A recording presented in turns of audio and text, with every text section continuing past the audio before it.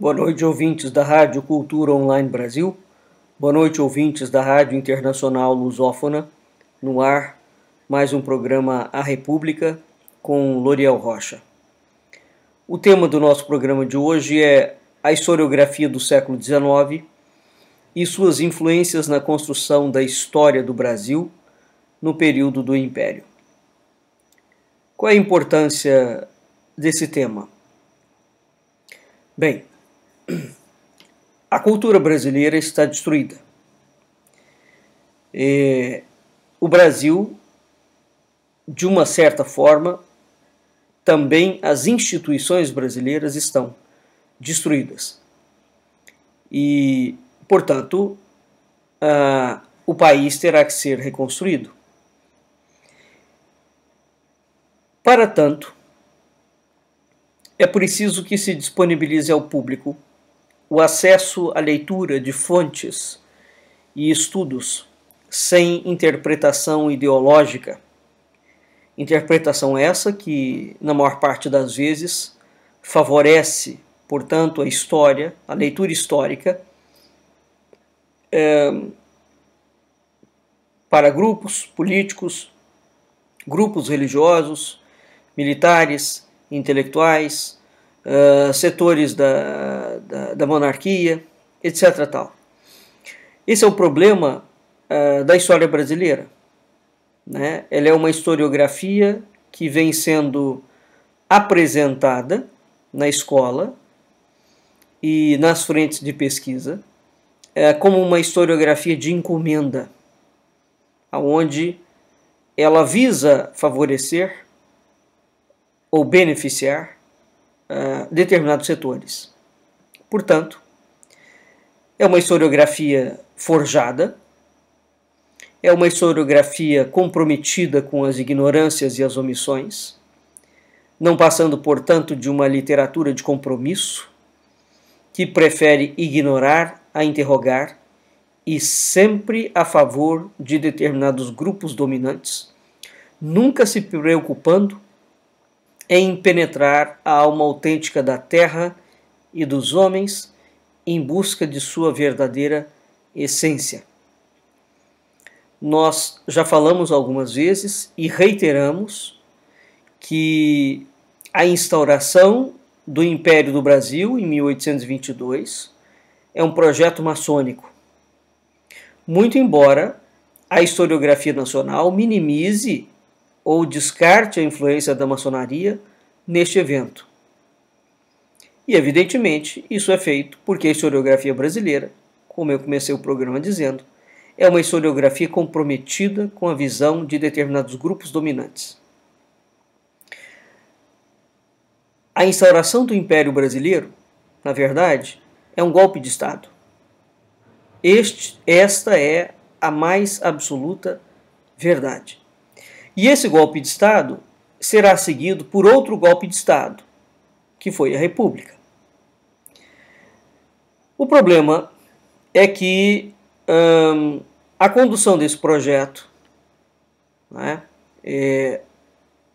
do golpe de Estado do Império e, por conseguinte, da fabricação de uma historiografia,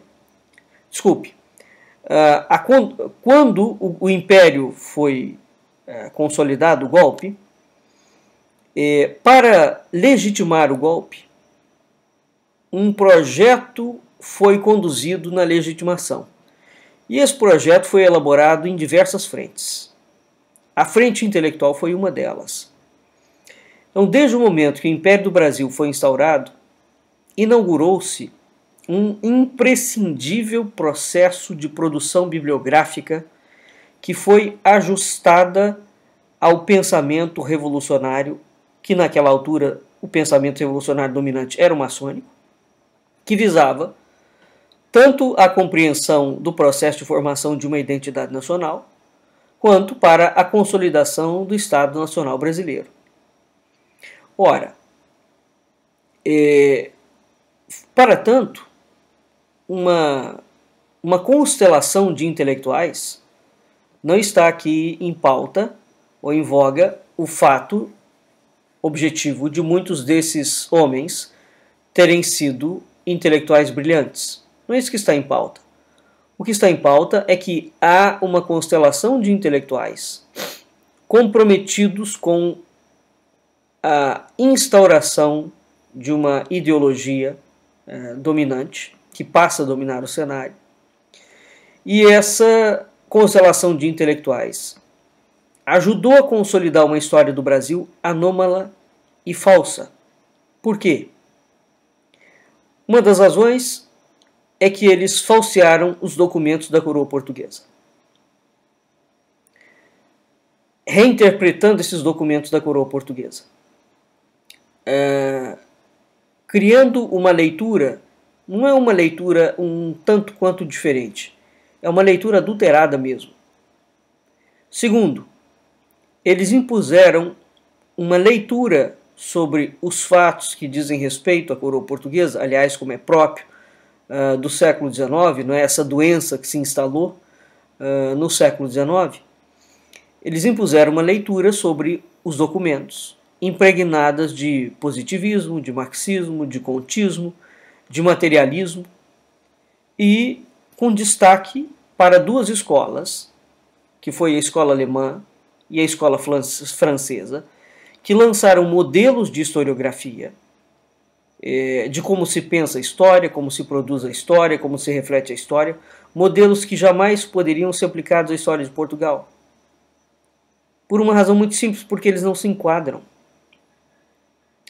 Iniciou-se, um terceiro aspecto é que se iniciou uma historiografia panfletária no Brasil, marcadamente ideológica. Então, tudo que não estivesse de acordo com aquela ideologia política revolucionária que se instalou no Brasil a partir de 1822, tudo seria descartado.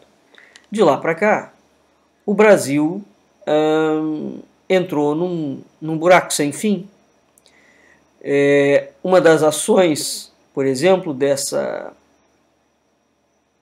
produção bibliográfica, que foi exatamente a formação de uma identidade nacional brasileira, esses documentos todos primam, notabilizam-se por dizer que existe um problema com Portugal, um problema de raiz. Portugal é um país miserável, pequeno e burro. Portanto, toda a cultura portuguesa é uma cultura atrasada. O Brasil é um país atrasado por conta de Portugal.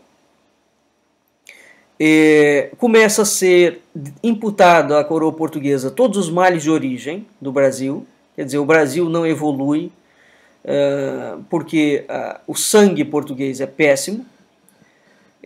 As três raças que compuseram o Brasil inicialmente, o português, o índio e o preto, são raças completamente atrasadas, e em razão dessa miscigenação, o Brasil tem que sofrer um processo de branqueamento para que ele possa evoluir, não é? Entre outras coisas, essa historiografia ignorante do século XIX, falseária, ideológica, ela afirma que o Brasil não tem cultura, que Portugal nunca deixou o Brasil ter cultura. Enfim, as barbaridades que eles falam, que eles constroem, através de uma linguagem bastante toda floreada, toda cheia de salamaleques, etc, etc. Na verdade, quando nós vamos ler aquele linguajar todo, quando nós vamos esmiuçar o que está escrito ali, é uma sequência de bizarrices notórias, não é? Então, nós poderíamos, há evidentemente autores, historiadores cujas obras têm uma conexão de um com o outro. Hoje eu vou falar notadamente sobre essas duas escolas, as escolas alemã e francesa, quais foram as características dessas escolas. E, se der tempo, vamos falar sobre Carlos Martius, porque Martius é alemão, von Martius, e esse homem, de certa forma, pode ser considerado como o precursor da historiografia nacional. né? Ele vai, entre ele, Van Hagen, Raimundo Nina Rodrigues, Manuel Bonfim, Capistrano de Abreu, Gilberto Freire, são todos historiadores que desenvolverão, de certa forma, temas correlatos, e todos eles estão embasados em Martius, que segue a escola alemã, né? Então, a historiografia brasileira que se inaugura no período do Império é uma historiografia com influência dupla, influência da escola alemã e influência da escola francesa.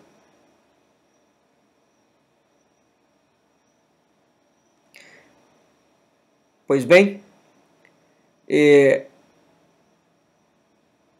dito isto,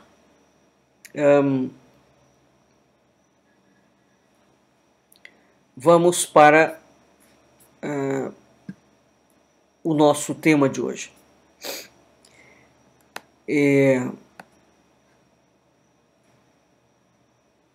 Para tanto, nós vamos pegar um trabalho que tem as suas virtudes e as suas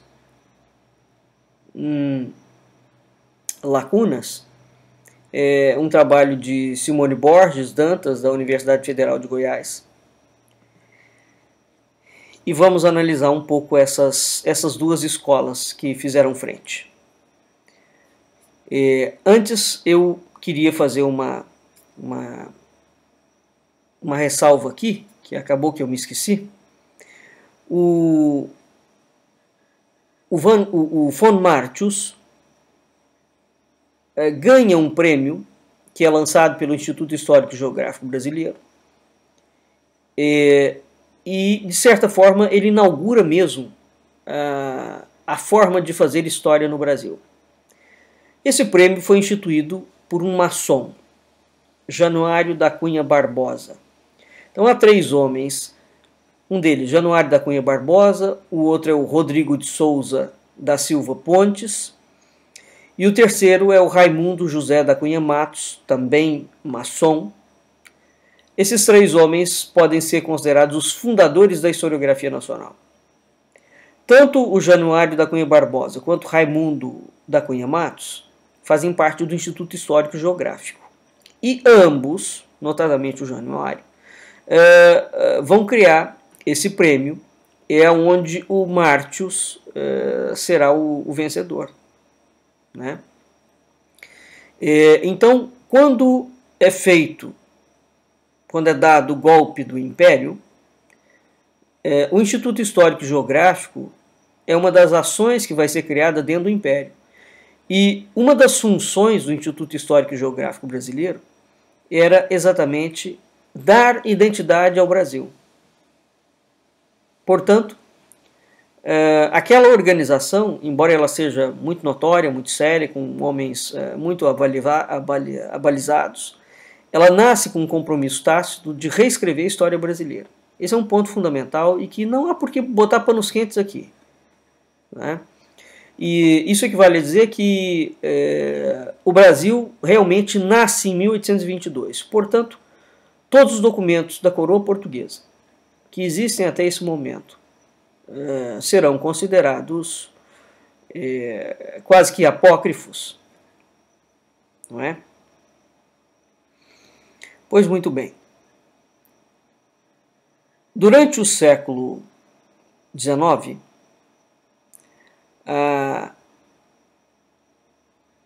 a Europa se viu mergulhada nos movimentos de unificação e de afirmação da nacionalidade. Então, determinados estados como Alemanha, Inglaterra, França, começaram a criar alguma coisa que era um sentimento de nacionalidade, os fundamentos de uma nação, a partir do momento que as monarquias iam sendo depostas, né?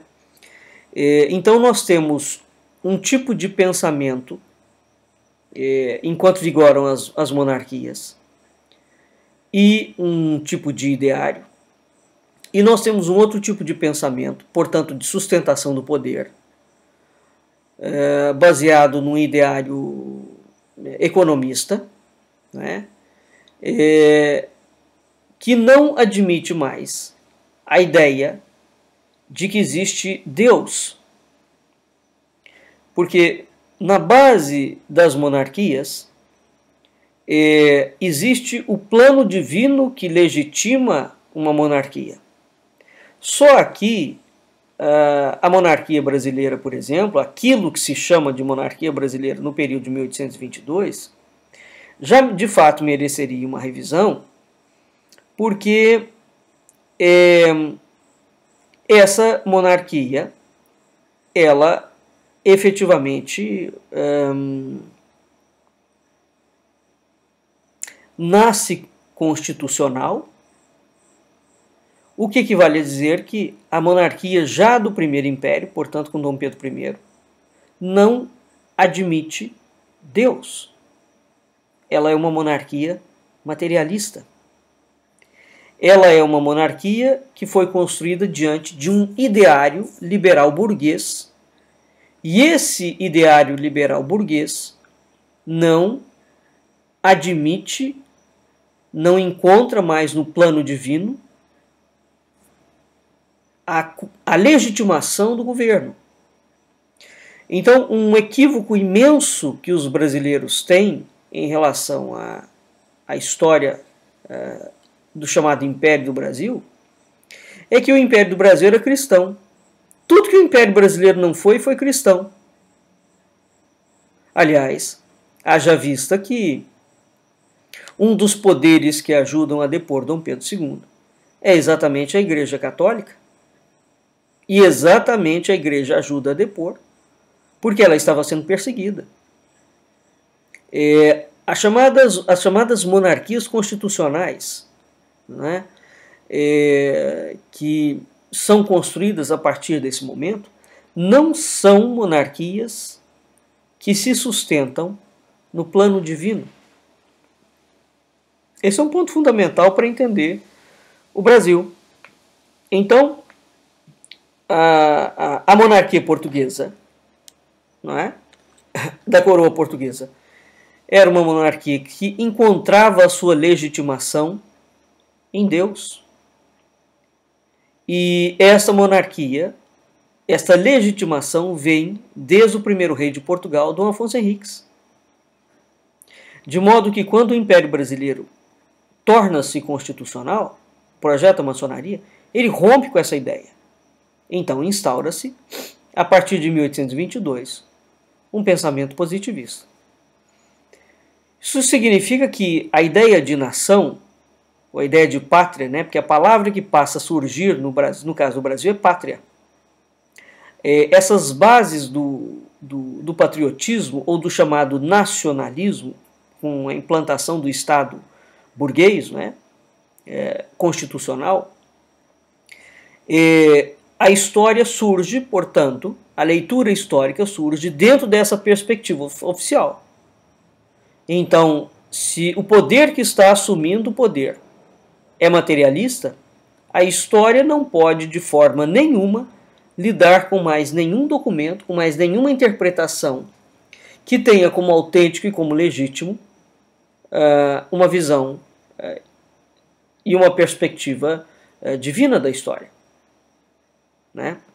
Então, vai-se buscar, nas origens e na evolução do país, um tipo de racionalidade, um tipo de discurso científico, onde vai se propondo criar um sentimento de identificação da sociedade com esta nova visão de mundo. Mas é preciso entender isso, isso acontece no mundo inteiro. Há uma nova visão de mundo, embora, evidentemente, na Europa, onde as monarquias e os países têm um passado consolidado muito forte, não é? Ficará difícil desmontar, como em Portugal, por exemplo. A história de Portugal, nesse aspecto, será diametralmente diferente, que o português não pode, por mais que ele tenha feito esforços, desmontar a história de Portugal. Mas no Brasil, isso foi desmontado. no Brasil foi desmontado e construiu-se alguma coisa completamente diferente, né? Então, o século XIX assume que ele é um século da história erudita. Então, passa a surgir a profissão de historiador e o ensino da história passa a ser ministrado nas universidades. Ora, a Alemanha é exatamente o país onde se organiza, em primeiro lugar, o estudo científico da história. E ela vai inspirar a França, né, na criação da Escola Prática de Altos Estudos. Portanto, o século XIX presencia a organização da história como disciplina de ensino superior, né?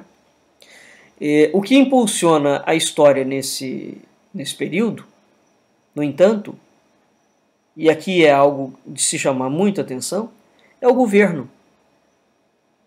Então aqui já começa um vínculo viciado, vicioso e criminoso, porque até então a história, que era uma narrativa, os cronistas portugueses descrevem ações, mas não tem o sentido de fabricação da história. O que se inicia no século XIX é um projeto de pesquisa encomendado, é uma visão ideológica específica. E os governos vão incentivando, vão mantendo historiadores em grandes empreendimentos de pesquisa e publicação. Os governos vão financiar escavações arqueológicas, né? Porque esse espírito público, o que eles chamam de espírito público,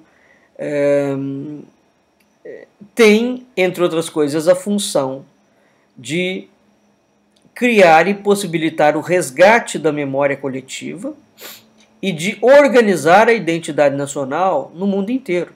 Então o século XIX é um marco, mas num sentido negativo mesmo. A história do século XIX, além de história das nações, né, onde eles criam alguma coisa que se chama História das Nações, e eles vão criando essa História das Nações ainda com um detalhe. Eles vão dizer que as histórias não são diferentes. O conceito de história aqui é abrangente, ele é quase que universal. Portanto, se você tem um acontecimento histórico na França, você pode, por analogia, dizer que aquele acontecimento propagou-se em Portugal da mesma forma, dizer que ele propagou-se na Espanha, na Itália, nos Estados Unidos, etc, etc. Então,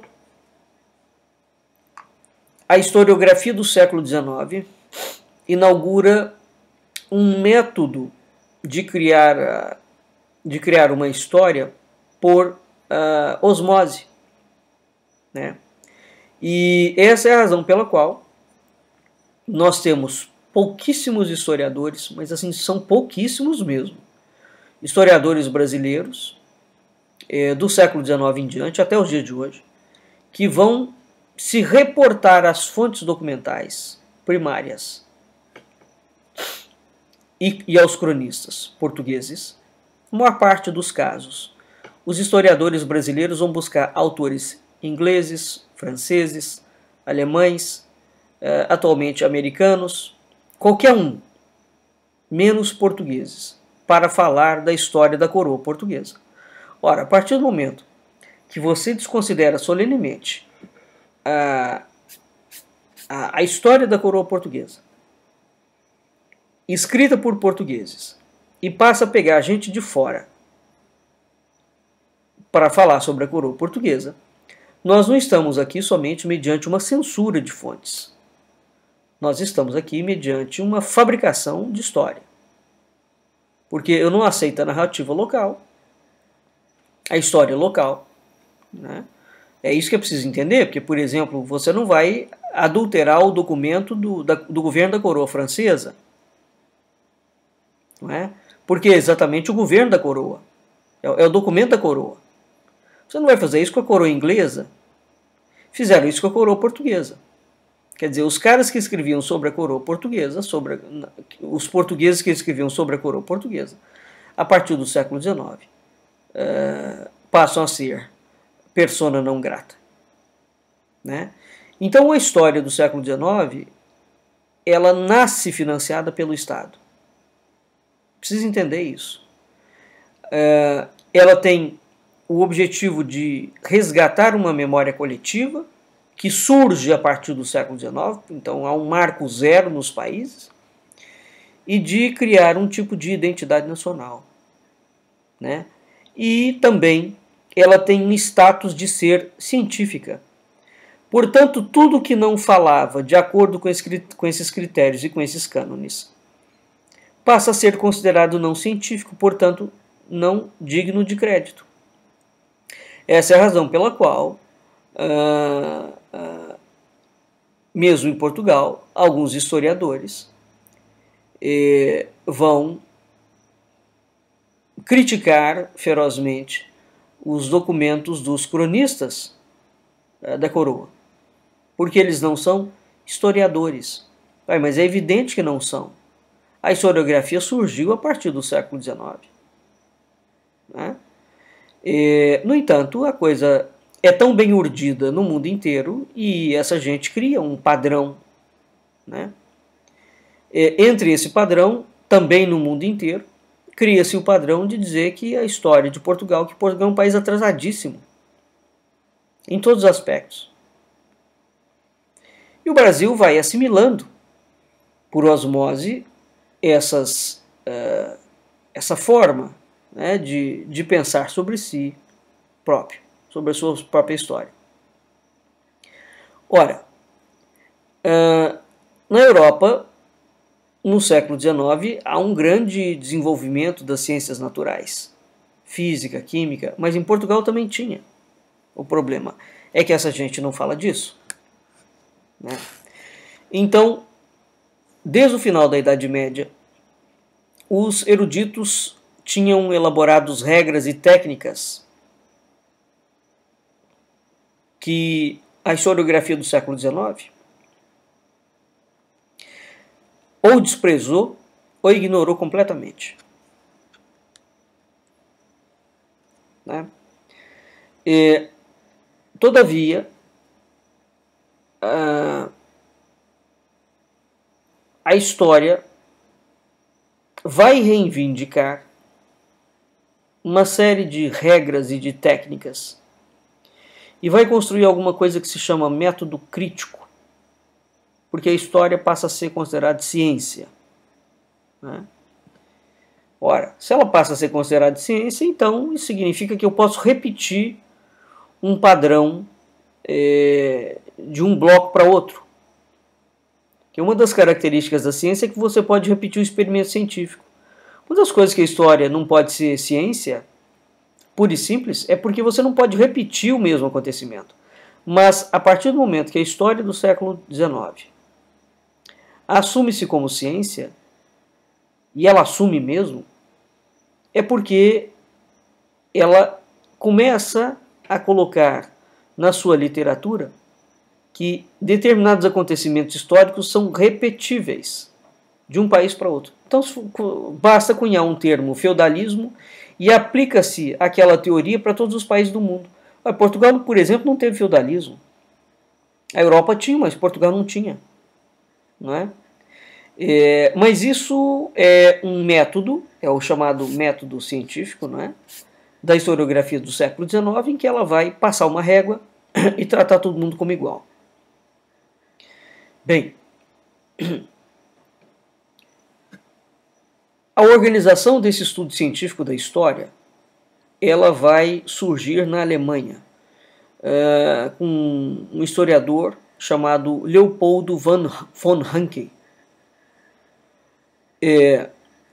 Ele cria a escola científica alemã, né? E as ideias do Ranke vão influenciar inúmeras gerações futuras de historiadores alemães e franceses. As teses dele postulam um afastamento da história, da filosofia, eles criam os argumentos subjetivos, moralizantes. Então, evidentemente que, a partir do momento que a história os governos, o monarca era um representante de Deus na Terra, Ranke começa a colocar que não faz o menor sentido isso. Você falar em moral, você falar em Deus, você falar em bons costumes, você falar em cristianismo, não faz o menor sentido você falar isso no plano histórico. Porque o governo não tem que ser moral, o governo não tem que ter bom costume, não tem que ter nada. Então, segundo Ranke, a história positiva pode atingir a objetividade, pode conhecer a verdade da história. Então veja que o critério de verdade não é mais absoluto no sentido de ser transcendente. O que é essa verdade? Essa verdade aqui está utilizando uma palavra, mas na verdade não significa nada. Né? A verdade é meramente o método que ele vai aplicar para descobrir determinado acontecimento. No século XIX é uma tragédia imensurável para o mundo. Uma tragédia mesmo. Dali surgem coisas que até o capeta haveria de duvidar. Né? Bem, na França, Michelet vai realizar um estudo muito importante de sistematização histórica. Ele tem uma obra chamada História da França. E ele reescreve a história da França, onde ele tenta olhar para o passado, né?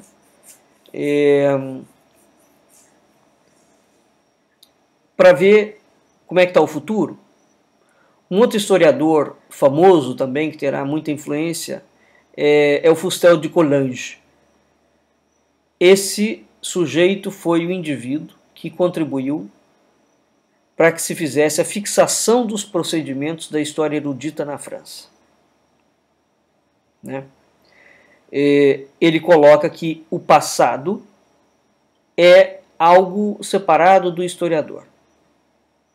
O passado pode ser observado, ele tem determinadas influências, mas ele mantém a ideia de que a história é uma ciência. Né? E vai colocar que o historiador só deve pensar segundo os documentos. E vai além, ele vai dizer que o historiador pode interpretar os documentos. Então, se o documento tiver escrito, por exemplo, que o Brasil é um estado de Portugal, o historiador pode ler aquilo como o Brasil sendo colônia de Portugal. Portanto, a própria leitura dos documentos vai ser uma leitura rasa e materialista e embasada na visão e na perspectiva do historiador.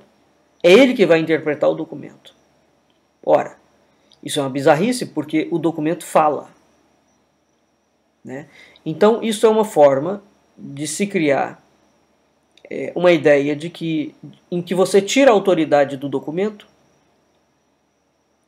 a autoridade de testemunhal, e você transfere a autoridade do documento para o historiador.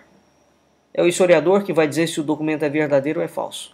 Mesmo que o documento seja falso, quando ele se torna um fato histórico, um fato cultural, ele tem que ser lido como um documento histórico. Né? Vou citar um exemplo. Alguns historiadores dizem que Marco Polo, o livro das viagens de Marco Polo, é um livro falso. Quanto a mim, isso não faz o menor sentido, a não ser por um preciosismo e uma tacanhice, porque, por exemplo, o livro de Marco Polo, falso ou verdadeiro, ele foi um livro que norteou muitas ações da coroa portuguesa, por exemplo. E essas ações são ações reais, concretas. A coroa portuguesa tomou medidas em cima do livro de Marco Polo. Portanto, não interessa aqui se a obra é verdadeira ou é falsa. Ela legitimou. Quer ver um outro exemplo em relação a isso? Do século XX. Quando o Iraque foi invadido, o Tony Blair, o primeiro-ministro da Inglaterra, admitiu muito tempo depois, quando ele já tinha saído do governo, que eles haviam utilizado documentos falsos para legitimar a invasão do Iraque. O fato do documento ser falso não significa nada. É o mesmo caso de Marco Polo, porque aquele documento falso legitimou uma ação de um governo. Então é preciso tomar muito cuidado com aquilo que a historiografia vai dizer como documento falso, vai chamar de documento falso. O século XX vai se notabilizar em produzir história falsa. O comunismo foi o sistema de Estado político mais falseador e mentiroso que existiu. O nazismo, o fascismo e o comunismo falsearam e muito a história do mundo inteiro. E vai dizer que o nazismo, o fascismo e o comunismo não existem porque eles falsearam a história? Quer dizer, uma coisa não tem nenhuma relação com a outra, não é? Bem, então o Fussell de Coulanges vai ser exatamente um desses indivíduos que vai ajudar a construir uma noção de historiografia. Então nós temos o Ranke, o Michelet e o Coulanges, né? Esses historiadores, entre outros, vão chegar à conclusão de que a escola histórica que se fixou na França no século XIX e XX foi a escola metódica, e que essa escola foi indevidamente classificada como positivista. Isso é uma balela que eles estão inventando agora, porque a historiografia do século XIX foi positivista, materialista, sim, e agora eles estão querendo botar alguns panos quentes ao redor desse rombo e dessa fraude que foi essa historiografia do século XIX. Ora, por que que está tentando haver esta separação? Isso é importante porque a historiografia brasileira tem uma influência alemã muito grande, alemã e francesa. Sendo que recai sobre a historiografia brasileira uma crítica de que ela adota uma visão comtista ou positivista excessiva. Mas aqui, no que diz respeito à escola alemã e à escola francesa, não adianta botar panos quentes, porque eles são materialistas mesmo. Mas qual é o argumento para dizer que eles foram indevidamente classificados como positivistas? Ora, na segunda metade do século XIX, os discípulos de Auguste Comte disseminaram algumas ideias, entre elas o seguinte: o documento escrito tem primazia. O documento escrito aqui no sentido de papel mesmo. Qualquer outro documento que não seja papel tem que ser descartado. Eles impuseram um método experimental. Método experimental é aquele método científico que você tenta repetir o experimento. Eles disseram que existe uma neutralidade científica, portanto, que o cientista é um indivíduo que sabe, tem neutralidade absoluta, e ele olha para um documento com absoluta isenção. Então, embora ele seja um comunista ferrenho, ele vai ler o documento com a mais absoluta isenção e nunca tendo o documento como uma crítica ao comunismo, por exemplo. Né? Portanto, eles criam a ideia de que o cientista é sempre um sujeito que está objetivo. Ele não é movido pela emoção, ele não é movido pela influência familiar, ele não é movido por nada. Ele é um tipo de um deus em que o intelecto dele fica preservado de outras influências, e ele pode perfeitamente legislar do alto da sua preservação intelectual. E o resto do mundo é que é uma escória que não entende absolutamente nada. Então isso é Comte, é a escola dos discípulos de Comte e de Comte. O documento escrito é fundamental, é primaz, você tem que repetir o método, o pesquisador ou historiador tem uma neutralidade científica, E a tarefa do historiador, portanto, se reúne a reunir documentos e criticar. Portanto, ele vai reunir, criticar, colocar os documentos segundo a ótica dele. Então, ele vai interpretar o documento. Isso, evidentemente, essa é a escola de Conte. Bem, isso criou um rombo na cultura e na sociedade monumental, porque confere uma autoridade de verdade à ciência e aos homens da ciência absoluto. São eles que determinam, então tudo que um cientista falar passa a ser lei, porque eles entendem de tudo.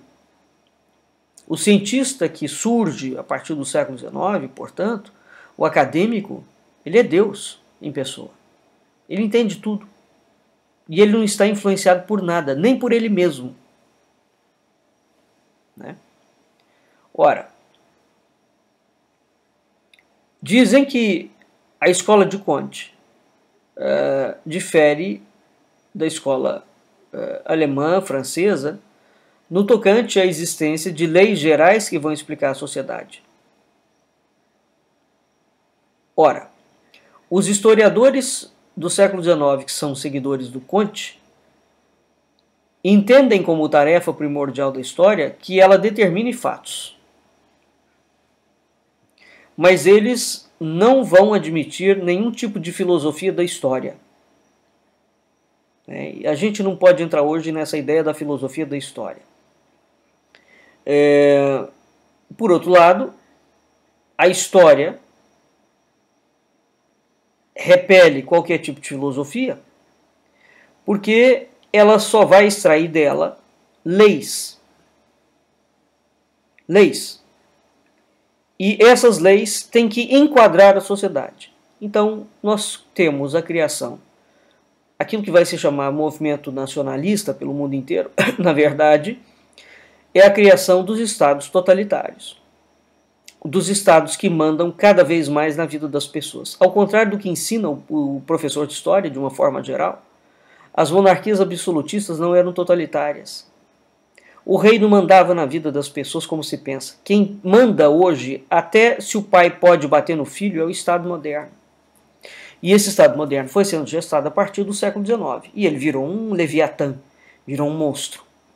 Né? Hoje em dia as pessoas estão começando a perceber o que foi essa tragédia de que tudo é lei. Né? E o Estado pode fazer lei o tempo inteiro? Não, o Estado não pode fazer lei o tempo inteiro. Porque quanto mais leis o Estado faz, mais ele controla a vida das pessoas. Os parlamentos, os congressos viraram máquinas de fabricação de lei. Portanto, nós temos institucionalizado desde o século XIX, com a chamada monarquia constitucional e as outras formas de república, um tipo de instituição de poder em que transferiu-se para essas organizações o poder de controlar a vida das pessoas.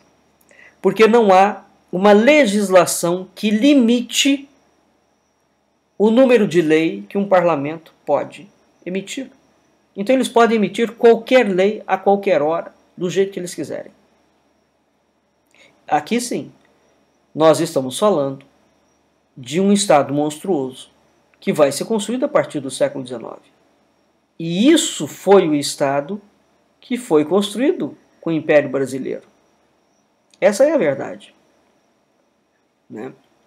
Ora, os indivíduos, portanto, que vão dizer que a historiografia do século, a escola metódica francesa, foi indevidamente identificada com a escola positivista, eles vão dizer que a influência do positivismo para a historiografia do século XIX relaciona-se somente com a concepção do método. E ao lado dessa tendência vai existir o ideal de ver a história figurar como uma ciência. Portanto, eles vão falar, não, o positivismo somente busca o rigor, a técnica, o método erudito é transformado em método histórico, os historiadores são técnicos, né, eles possuem a capacidade eles devem verificar fatos, e é a partir, portanto, dessas características que a história, é isso que se chama de história positivista. Bom, então a escola metódica não vai aceitar essa classificação de positivista, mas isso é uma tendência recente, viu? O adequado, segundo eles, seria chamar de história erudita ou de história empírica, porque essa história vai pretender consagrar todos os seus esforços à pesquisa e à determinação dos fatos históricos. Né? Ora, o que seria essa história empírica? Seria aquela que se caracterizaria por ser uma história dos acontecimentos, onde um acontecimento é causa do outro. Ou seja, ela está calcada no determinismo. Isso é uma mera figura de retórica, porque os acontecimentos, claro que um acontecimento está calcado, toda causa tem um efeito, né? Entretanto, as causas dessa história empírica são todas elas materialistas. Não pode ter nenhum acontecimento transcendente. Nenhum. Então, vamos dar um seguinte exemplo. A aparição de Fátima para os pastorinhos. É um evento que não tem causa material, detectável. Né? A aparição de um extraterrestre. Estou dando exemplos esdrúxulos. Né? Uma possessão demoníaca. Uma obsessão, como os espíritas concebem.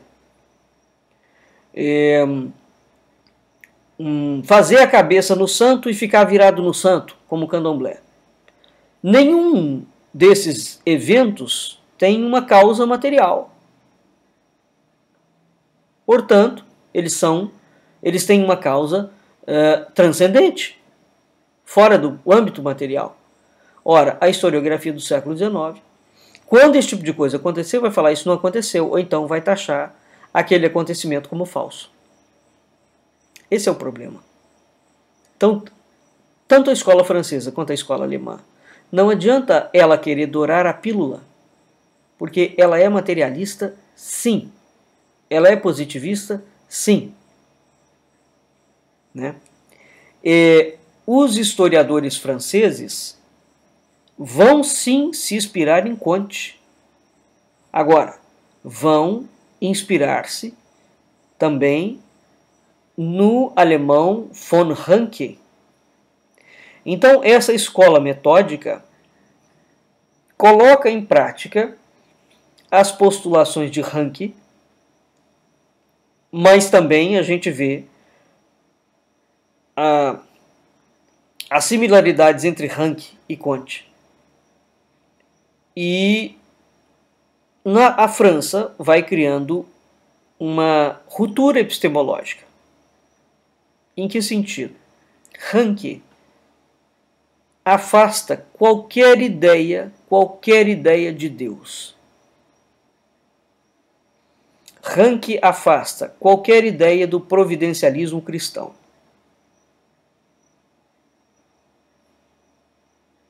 Dizem que ele afasta até mesmo o chamado finalismo marxista, o progressismo racionalista. Porque uma das coisas que Comte tem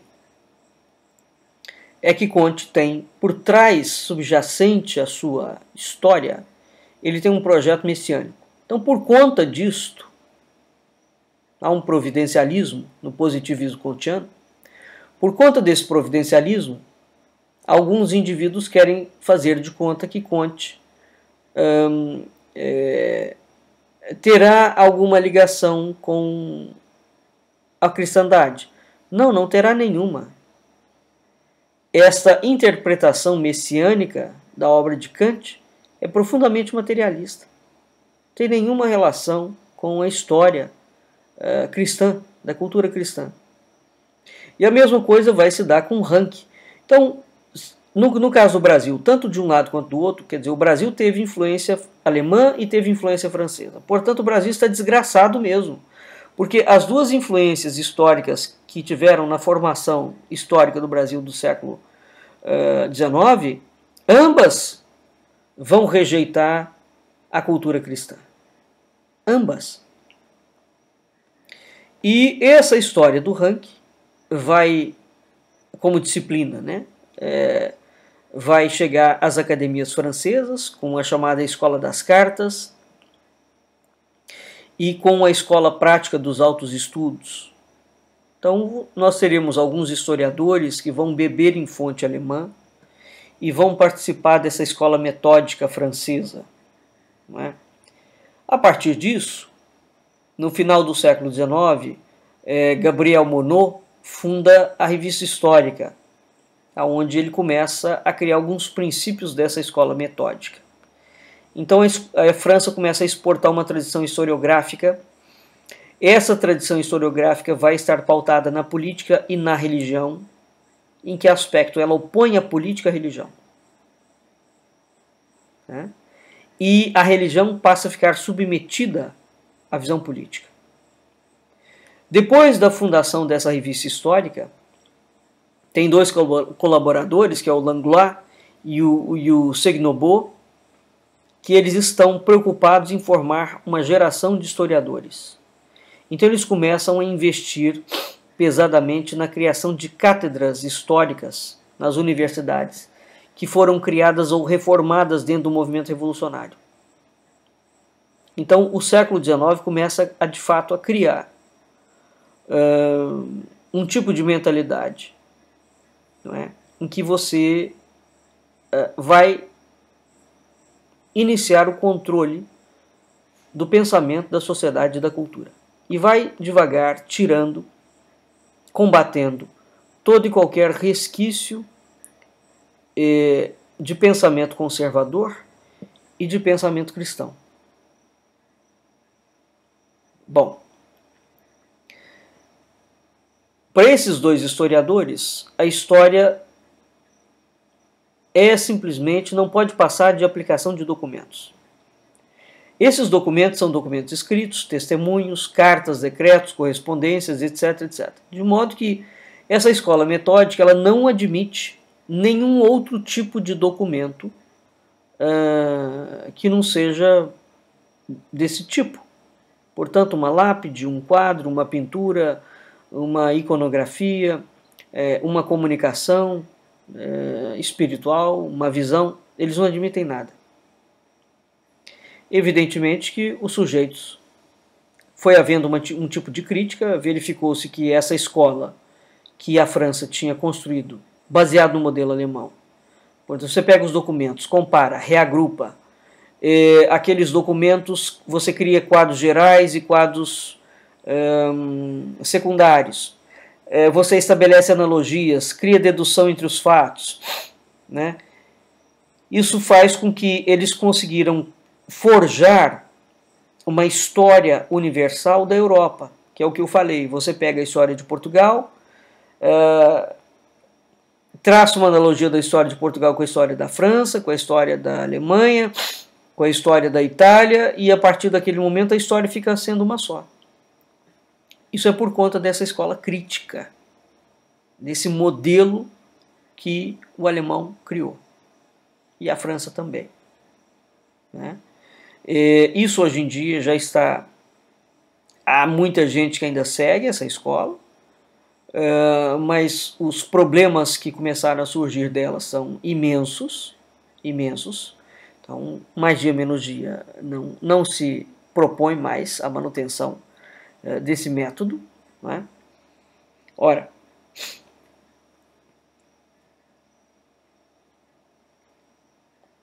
a escola metódica, por conta de uma série de problemas, foi sofrendo questionamentos, né, que vai combater a sua concepção, as suas contradições internas. E no século XIX ainda, existe uma outra coisa que nós não podemos perder de perspectiva, que é o idealismo alemão. é Hegel, né? Hegel viveu no século XVIII, né? Mas a corrente do idealismo alemão, que é uma corrente de filosofia, que tem em Hegel o seu maior expoente, está muito presente no século XIX. Ora, Hegel é um filósofo que trouxe uma contribuição grande para o conhecimento, notadamente para o conhecimento histórico.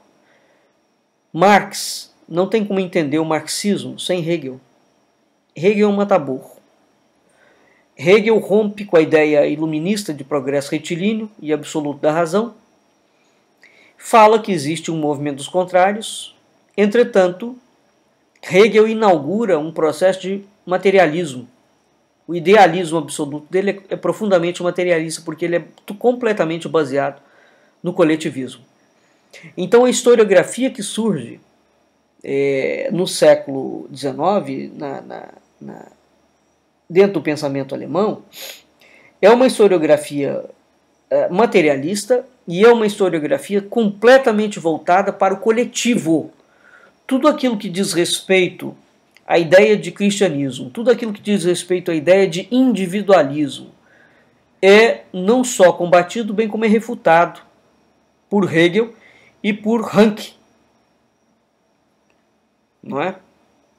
Então, Hegel coloca que a história tem um desenvolvimento. E esse processo histórico só se desenvolve quando o indivíduo despersonaliza-se e mergulha no coletivo como um cardume. Então, o alemão não admite de forma nenhuma a ideia de pessoa humana. O francês também não vai admitir. E este é todo o problema que vai dominar, né? Porque a partir do século XIX nós teremos uma base nas ciências humanas que vai dizer que não pode existir as pessoas, os seres humanos, só pode existir o coletivo social. Hoje, quase 200 anos depois, as pessoas estão entendendo o problema de você destruir a personalidade, né, o ser humano, e no lugar dele colocar o coletivo sempre, né? Então isso é o que aconteceu, a grosso modo, no século XIX e XX. Ora, a Alemanha do século XIX tem uma corrente filosófica ligada a dois indivíduos, que são tributários de Hegel, que é Engels, e é Marx, né? Ambos são marcados, num período marcado por ideias positivistas e de afirmação de um ideário liberal burguês. Essas teorias desses caras, né, propunham uma transformação da sociedade através da revolução. Então nós temos, vindo da França e sobretudo vindo da Alemanha, uma bomba atômica em todos os aspectos. A Alemanha, na verdade, é o grande país onde esses pensamentos vão sendo gestados e vão tendo uma força muito grande, né? Ora, Marx e Engels, as ideias deles têm adeptos muito fortes no século XX. O século XIX tinha também. E o século XX vai ser completamente influenciado novamente por um pensamento alemão, né? Dizem que a dialética marxista é diferente de Hegel. Coisa nenhuma. Não há como entender Marx sem Hegel. É claro que Marx pega alguns conceitos de Hegel, altera aquilo ali, mas mesmo na alteração é Hegel que está por trás daquele negócio. O que vale entender é que nós temos um período de movimentos revolucionários, onde as escolas francesas e as escolas alemãs todas elas estão comprometidas com um projeto de evolução da sociedade determinada por leis objetivas. E essas leis podem ser estudadas cientificamente. E, ao mesmo tempo, tem que ser destruído qualquer ideia de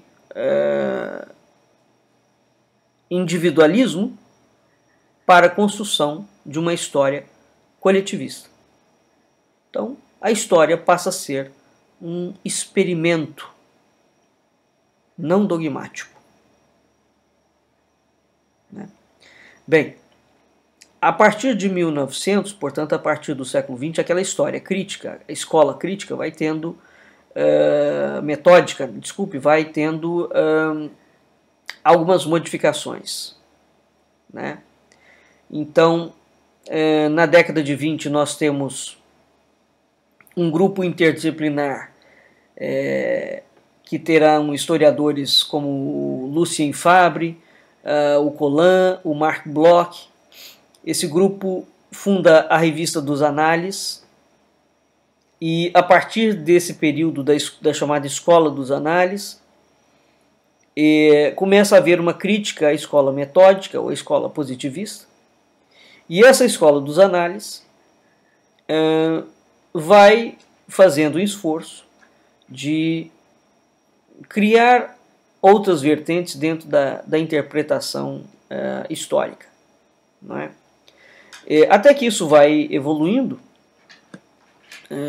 e o movimento, a Escola dos Análises, depois na primeira fase com Lefebvre e Marc Bloch, eles têm uma segunda fase, que é no período depois da Segunda Guerra Mundial.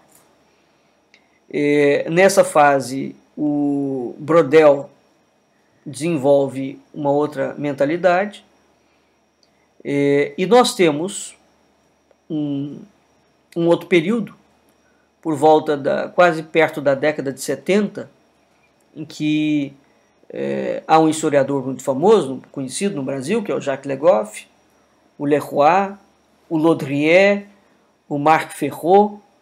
Esses indivíduos, de fato, reformulam a chamada Escola dos Análises, né?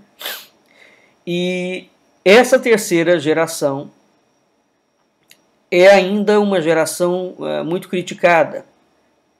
Agora, por outro lado, essa Escola dos Análises, eles têm uma virtude. Por exemplo, eles admitem que há outras formas de você fazer pesquisa histórica. Você pode analisar através do símbolo, você pode analisar a tradição cultural, você pode analisar a linguística, você pode analisar a tradição oral, né? Você pode analisar uma série de outros acervos, monumentos arquitetônicos, iconografias, pinturas. Então eles abrem, essa virtude tem. A Escola dos Análises, essa terceira geração, vai abrir o leque de investigação histórica, né? E vai sendo criado, de certo modo, uma visão interdisciplinar ou transdisciplinar. Você pode incorporar novas temáticas, novas questões, né? Então é uma ideia boa, muito boa essa da terceira geração dos análises, mas ainda tem alguns problemas, mas sem sombra de dúvidas, essa escola, em comparação com as escolas do século XIX, a Escola dos Análises é excelente, né? Porque ela permite um outro tipo de abordagem, né? Pois muito bem. Dito isto, o que vai acontecer, então, no Brasil aqui, rapidamente, para a gente tentar entender. O von Martius, portanto,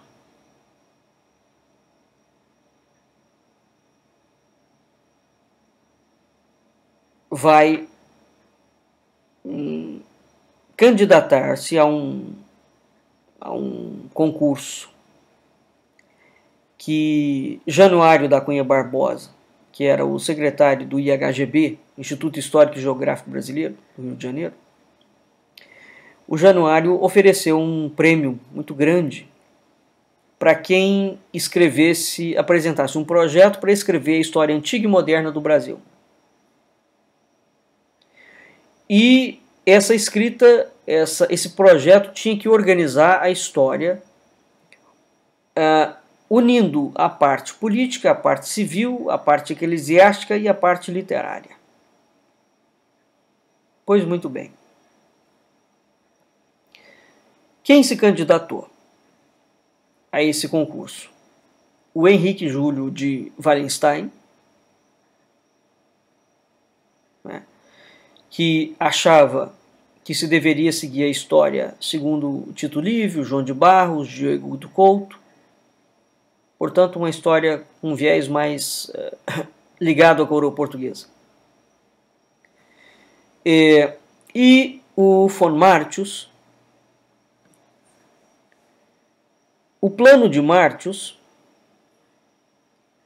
não é um plano estruturado como o do Júlio, mas curiosamente ele é o que vence. Né? Por quê? Não se pode dizer que ele tivesse um programa de metodologia histórica. Uma das razões é porque Martius não tinha nenhuma formação de historiador. Mesmo porque a formação de historiador naquela altura era rara, estava incipiente. Né?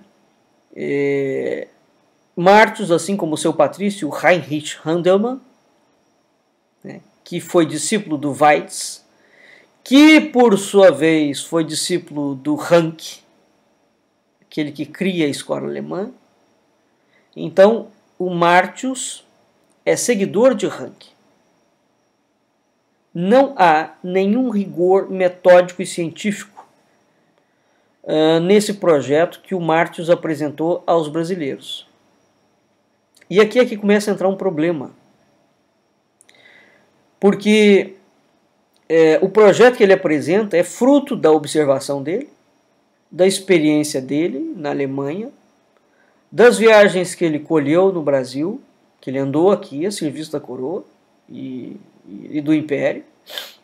Portanto, ele tem uma concepção histórico-filosófica sobre a história do Brasil particular, sem método. De modo que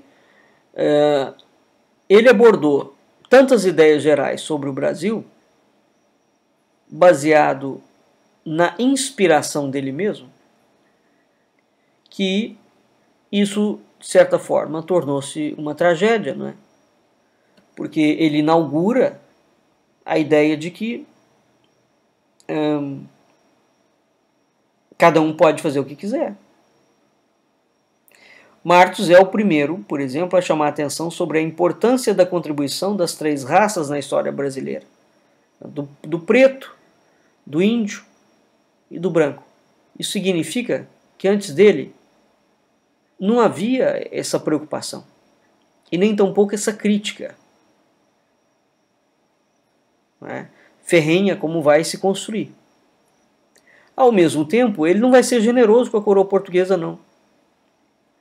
Ele vai ser o primeiro a dizer que é um erro desprezar a força dos indígenas e dos negros.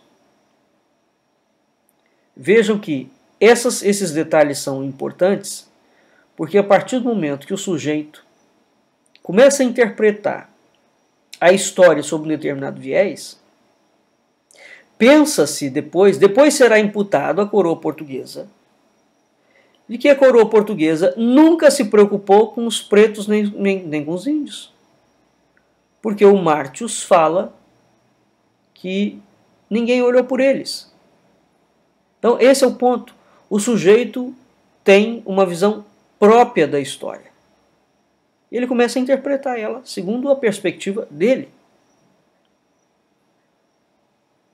Ele coloca que essas raças contribuíram, junto com o elemento europeu, para o desenvolvimento físico e moral da população brasileira, E, evidentemente, esse desenvolvimento é um desenvolvimento degenerado. Ele fala que é preciso estudar os indígenas, os costumes, ora bolas.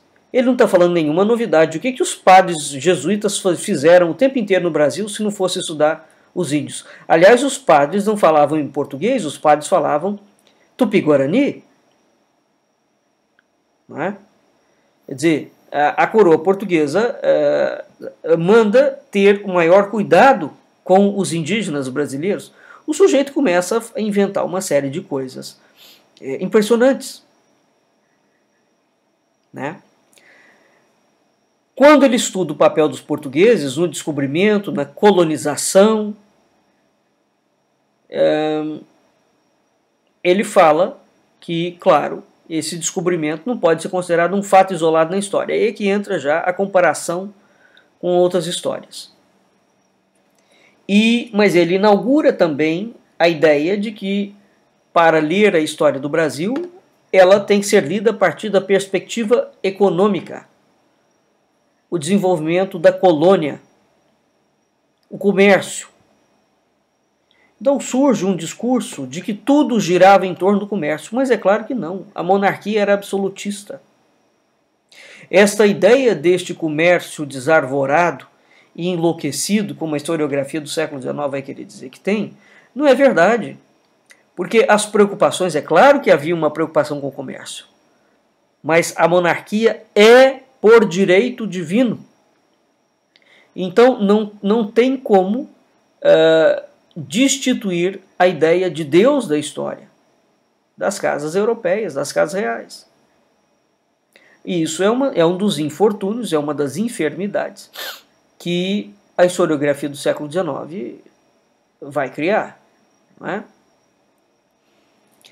Ele vai dizer sobre a necessidade de estudar a história da legislação. Por quê? Porque ele vai, com isso, querer dizer que as instituições municipais ou que foram transplantadas para o Brasil foram deficientes. Ele vai falar um pouco bem dos jesuítas. Indica uma tarefa de interesse, que é desenvolver a ciência e a arte. Enfim, de certa forma, o Martius é muito mais generoso do que o Capistrano de Abreu, por exemplo, com relação à coroa portuguesa. Mas ele já traz determinados problemas, né? E um tipo de visão da história de Portugal, em sendo ele alemão, parece que ele entende patavinas da história de Portugal. E não entende mesmo. Né? Agora, esse sujeito é o sujeito que propôs uma forma de ver a história do Brasil que vai fazer escola. Agora, ele não propõe classificação de épocas ou de períodos. O Instituto Histórico e Geográfico, diante desses dois projetos, né, o sujeito que vai decidir é um relator chamado Freire Alemão, Francisco Freire Alemão, que é um monstro, né, que é um naturalista. Ele diz que o projeto de Martius é pensado, aliás, que é bom demais. E que não podia ser posto em prática naquele momento, mas que vai servir de modelo para quando pudesse ser realizável. Ora, fala-se que Martius foi seguido por João Ribeiro quando João Ribeiro preparou o seu compêndio de História do Brasil. Isso em 1900.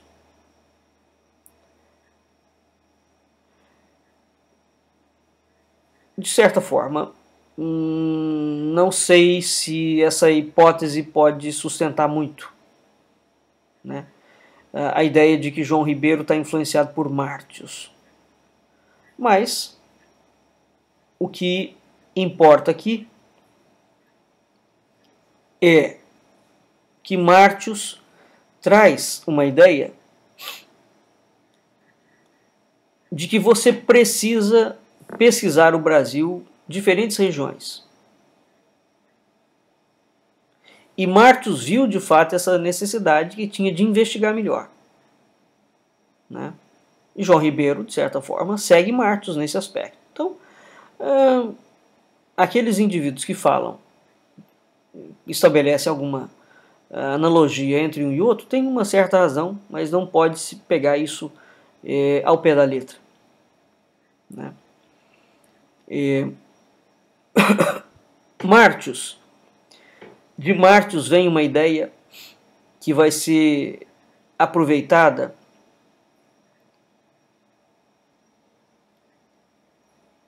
pelo historiador português João Lúcio de Azevedo, de que a história do Brasil deve ser encarada como uma federação de províncias, né? Bem, evidentemente que a partir do momento que ele coloca isso, o que ele faz? Ele fragmenta a história do Brasil. Então, a história do Brasil, a partir desse momento, tem como um mote uma leitura completamente depauperada, desconectada. Ao mesmo tempo que o Martius tem algumas virtudes, o fato dele ser futuramente uma pessoa que vai influenciar muito a historiografia brasileira, vai ser um problema, né? Então, quando nós não entendemos determinadas questões, né, que ocorreram no século XIX, no âmbito da política, da religião e da academia. Esse é um problema hoje que a gente vê claramente dentro das mídias sociais, né? As pessoas querem, por exemplo, conferir uma certa aura de cristandade ao império, né, e a coroa imperial, quando na verdade essa aura não existia. Ao mesmo tempo, há uma influência muito grande da escola francesa dentro do Brasil, e é preciso separar qual é a influência. Mas é curioso porque fala-se muito pouco da influência da escola alemã dentro do Brasil. Seja como for, essas duas escolas, a francesa e a alemã, ajudam a construir um Brasil que, a partir do século XIX, que vai cada vez mais se desconectando da história de Portugal. Ao mesmo tempo, vai criando uma geração de historiadores que vão conformando a nacionalidade brasileira a uma memória coletiva nacional revolucionária. Esse é o problema.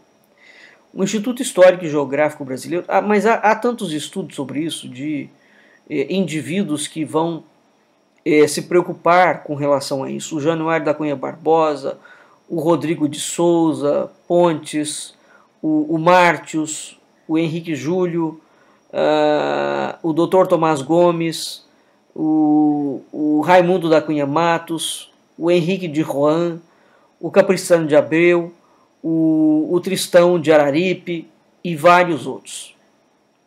Todos esses indivíduos vão ter uma preocupação com o conhecimento passado. Entretanto, eles vão fragmentar o Brasil. Eles vão quebrar o Brasil em dois. Antes de 1822, o Brasil não existe. E a leitura que eles vão fazer desse período diante de 1822 será sempre com a visão da escola francesa e com a visão da escola alemã, ou com a visão da escola alemã. E ao fazer esta leitura, eles impulsionam os seus estudos, porque esses estudos têm o objetivo de institucionalizar um movimento revolucionário. Evidentemente que isso é um projeto de nação, não é? É um projeto de historiografia e é um projeto de construção de uma nação no Brasil de cariz revolucionário. É muito sério o que foi feito, notadamente dentro do Brasil, porque na Europa existe um pensamento contraditório, porque é uma larguíssima tradição, não é, de pensamento, em que você, mesmo que haja uma linha dominante, você tem um outro discurso, mas no Brasil não. O problema da cultura brasileira é que a partir do século XIX, toda literatura, todo pensamento que não se enquadrasse na ideia de historiografia, que visava a criação de uma geração de pensadores comprometidos com o ideal revolucionário e comprometidos com a construção de uma nação no Brasil, esses pensadores eram ostracizados e banidos, né? E nós temos aí, portanto, quase 200 anos de textos, de escolhas, de formação de história, que vem levando a pensar a história, mas dentro de um projeto revolucionário ambiciosíssimo. O resultado é uma total desconexão do Brasil com a sua história mesma, né? E, sob a minha perspectiva, nós estamos chegando já chegamos num momento em que essa fraude histórica não tem como se sustentar mais, né? Portanto, a população terá que buscar outras fontes, outras leituras, para tentar entender a si própria, não é? Pois muito bem, eu creio que para hoje tá bom. Nós vamos ficando por aqui e vamos voltar a essa temática mais algumas vezes para tentar trazer uma visão um pouco mais aclarada, né, de como é que a história do Brasil foi construída a partir do século XIX e os problemas dessa construção, né? Então, nós vamos ficando por aqui. Fique em seguida com a programação da nossa rádio e até a semana que vem nós estamos de volta. Boa noite, Brasil. Boa noite, ouvintes da Rádio Cultura Online Brasil. Boa noite, ouvintes da Rádio Internacional Lusófona. Até a semana que vem.